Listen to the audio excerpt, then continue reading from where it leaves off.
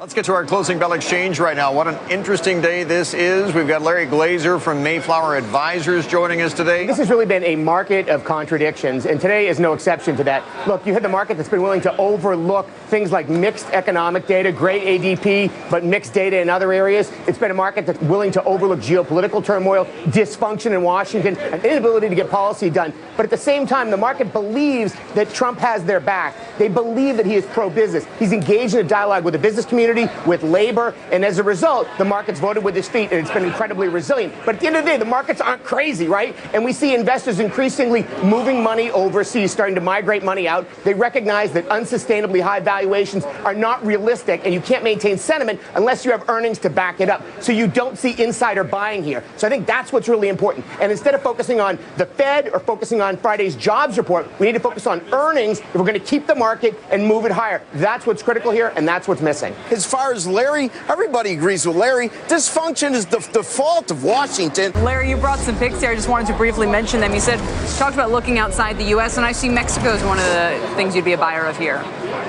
That's right. Well, listen, Kelly, that's sort of the anti-Trump trade. It's interesting. Maybe there never was a Trump trade. Maybe the Trump trade was simply better economic data. And people got so wrapped up that they started taking money out of places and they created cheaper valuations. So at the end of the day, valuations and fundamentals have never mattered more in the last 8 years than they do today. So we want to buy what is cheapest. And, you know, it's in no one's best interest to have weak trading partners on either side of our country. Mexico got really, really cheap a few months ago. We've been talking about some of these stocks on your network for a while. And I think valuations are still attractive outside of the U.S., maybe a little bit less so today, but there's still compelling opportunities. So investors want to focus on what's cheap and not focus on policy-driven decisions right now. And I'd like to just ask Larry one question. Very quickly.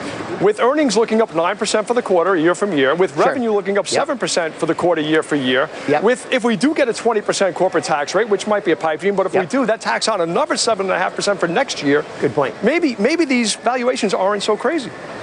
It's a question of when those tax cuts come. And if they come in 2018 or if they get delayed, then the market's ahead of itself. Look, the biggest beneficiary of repatriation of capital is someone like Apple with $250 billion overseas. They get to bring it back at a cheap level. Maybe that's why Apple is up 25+% this year, because they believe that these tax policies are going to happen. They just don't know when. So I don't deny that the market believes tax reform is happening and they believe it's coming. They just don't know when, so they're going to take a pause until they have more evidence about timing.